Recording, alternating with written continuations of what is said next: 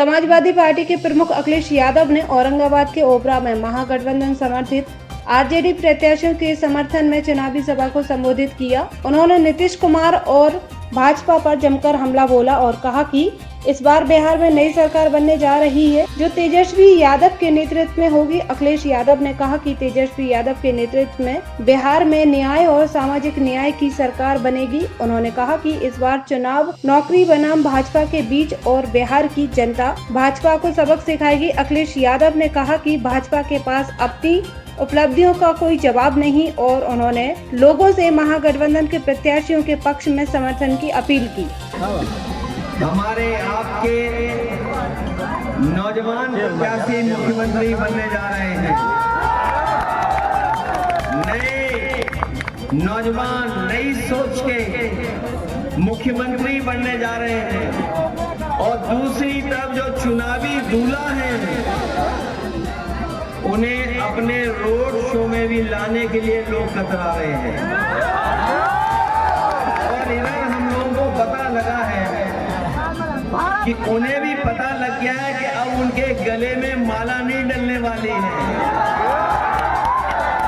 इसीलिए जब कभी उन्हें मौका मिलता है वो दूसरों के गले में माला डाल रहे हैं।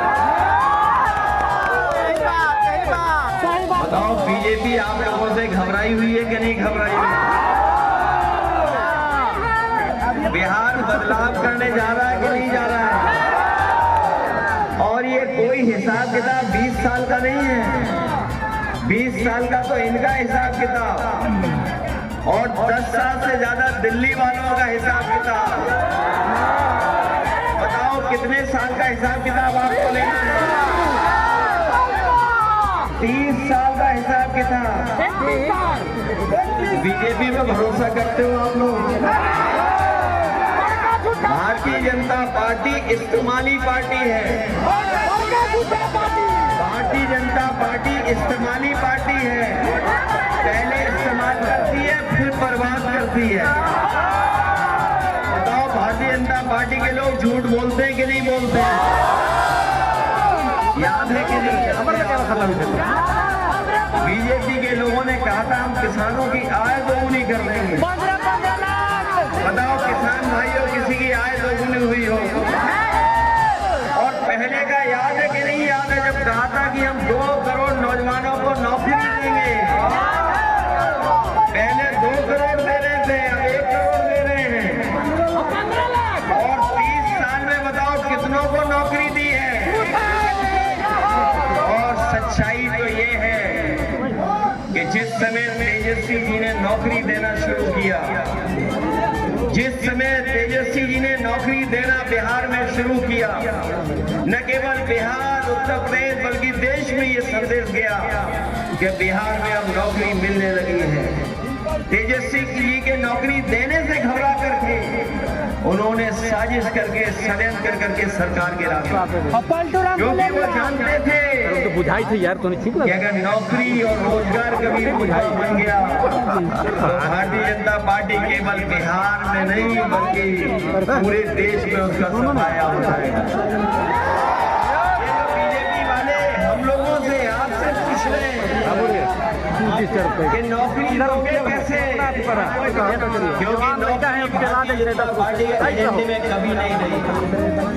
अगर भारतीय जनता पार्टी के एजेंडे में नौकरी होती तो आज वो नौकरी दे रहे होते। बताओ नौकरियां छीनने का काम किया उन्होंने। अभी मैं आवाज सुन रहा था बीच में कोई 15 लाख की बात कर रहा। अगर हिसाब किताब हम और आप सब लोग सही जानते हैं तो अभी तो केवल 10,000 दिया है, वो भी उधार का दिया है, वो भी सबको नहीं दिया है। ये चुनाव में रिश्वत दे रहे हैं। बताओ हमारा उन पर बकाया कितना है?